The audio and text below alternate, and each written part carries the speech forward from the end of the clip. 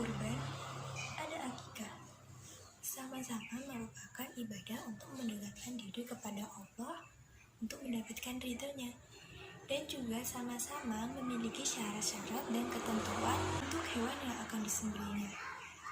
Lalu sebenarnya apa sih kurban dan akikah itu? Yuk simak penjelasannya.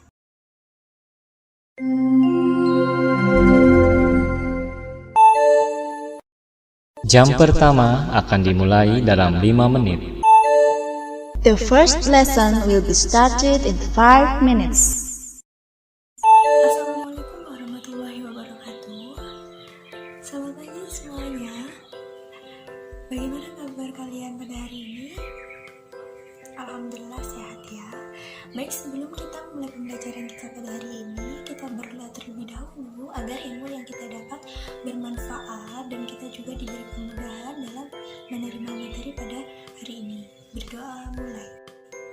Baik, sebelumnya saya absensi terlebih dahulu untuk mengetahui siapa yang hadir dan tidak hadir pada hari ini. Karena hari ini adalah pertemuan pertama saya dengan kalian dan pertemuan pertama kalian dengan saya, izinkan saya memperkenalkan diri saya. Nama saya Haniatul Mahfudoh, kalian bisa panggil saya dengan Wani. Mungkin cukup itu saja, langsung saja kita ke pembahasan materi, yaitu mengenai kurban dan akikah.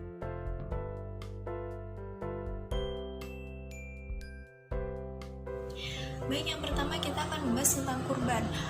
Apa sih sebenarnya kurban itu? Kurban menurut bahasa berasal dari kata koruba yang berarti dekat, dan sedangkan menurut syariat kurban itu berarti hewan yang disembelih dengan niat beribadah kepada Allah dan mendekatkan diri kepada Allah dengan syarat-syarat dan waktu tertentu.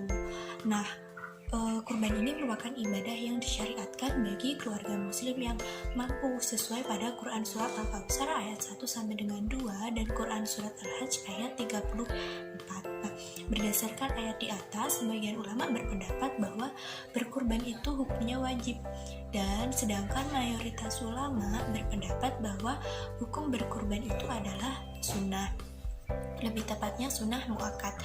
Pada sabda Rasulullah, hukum kurban itu bisa menjadi wajib apabila kurban tersebut dinazarkan.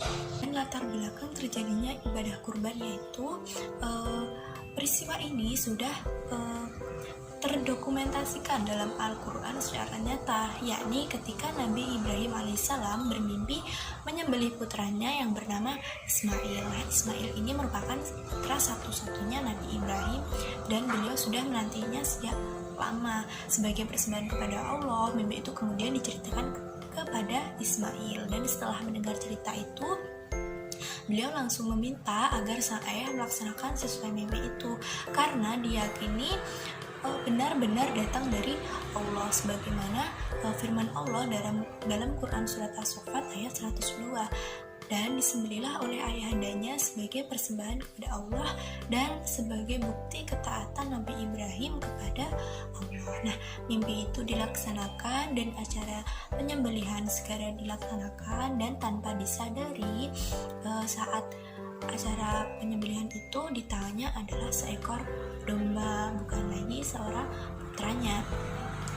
Dan waktu dan tempat penyembelihan kurban, yaitu waktu yang ditetapkan untuk menyembelih kurban, yaitu sejak selesai sholat Idul Adha, yaitu pada 10 Dzulhijjah sampai terbenamnya matahari tanggal 13 Dzulhijjah, atau kita sebut dengan hari tasyrik. Dan tempat menyembelihnya ini sebaiknya dekat dengan tempat pelaksanaan sholat Idul Adha, karena hal ini sebagai sarana untuk syiar Islam.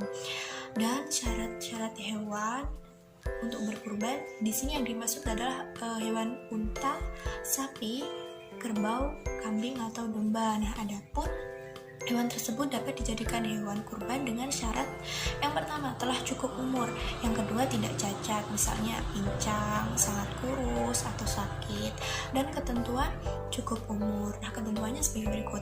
Untuk domba sekurang-kurangnya berumur 1 tahun atau telah tanggal giginya, dan untuk kambing biasa sekurang-kurangnya berumur 1 tahun, dan untuk unta sekurang-kurangnya berumur 5 tahun, dan untuk sapi atau kerbau ini sekurang-kurangnya berumur 2 tahun. Tapi mayoritas di Indonesia untuk berkurban ini kalau tidak kambing ya sapi.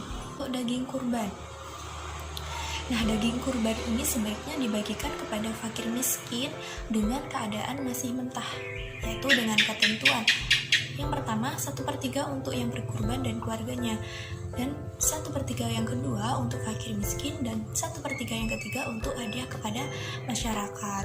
Namun, apabila kurban itu diniatkan sebagai nazar, maka daging wajib diberikan kepada fakir miskin,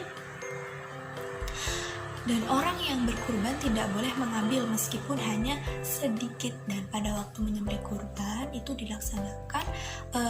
disunahkan melaksanakan sunnah-sunnah yang berlaku pada penyembelihan biasa, seperti membaca basmalah, sholawat, menghadap hewan ke arah kiblat, mempulingkan hewan ke arah rusuk kirinya, memotong pada pangkal leher, serta memotong urat kiri dan kanan leher hewan, dan membaca takbir, membaca doa yang sebagaimana diajarkan oleh Rasulullah. Dan orang yang berkurban menyembelih sendiri hewan kurbannya jika ia diwakilkan kepada orang yang lain atau orang lain, itu disunatkan yang kurban ini hadir ketika saat penyembelihan berlangsung.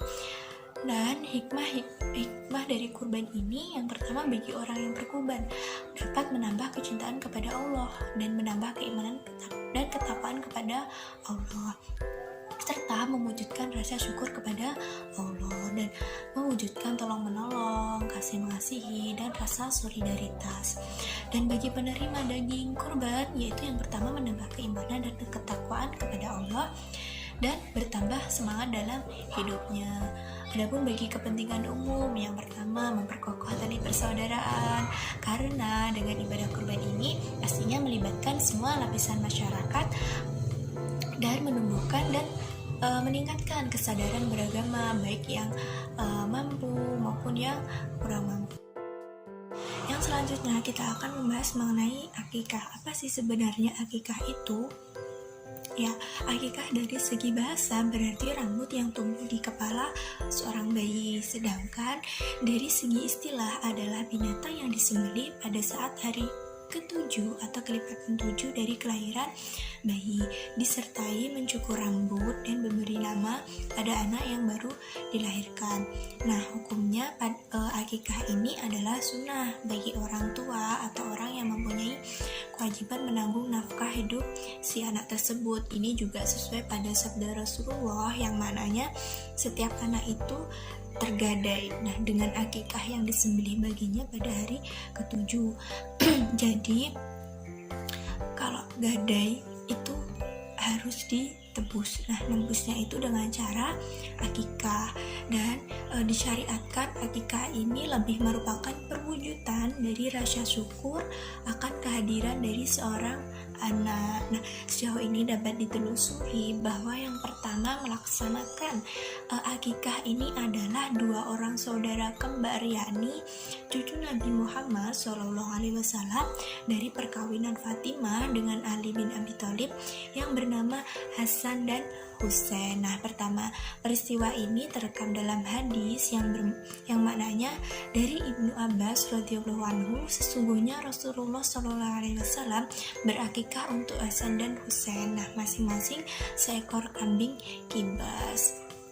Nah, hewan yang untuk akikah ini memiliki jenis dan syaratnya, yaitu untuk anak laki-laki itu 2 ekor dan untuk anak perempuan itu 1 ekor. Nah, adapun hewan yang dipotong untuk akikah yaitu syaratnya seperti binatang yang dipotong untuk kurban.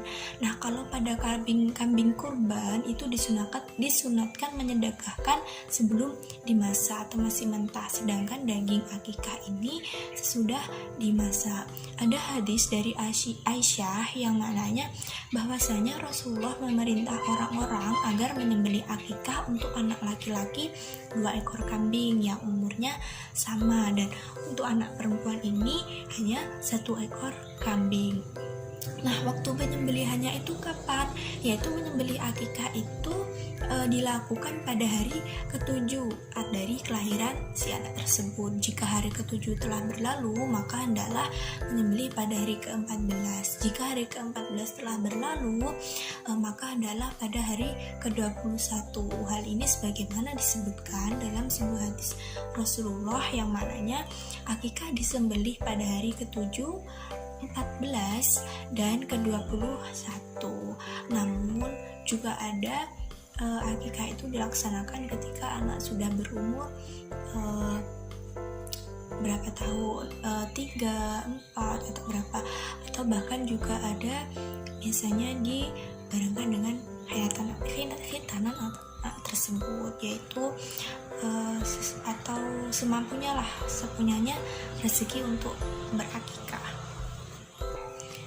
Adapun hikmahnya yaitu peribadahan dalam Islam ini tidak terlepas dari segala hikmah-hikmah yang ada di dalamnya.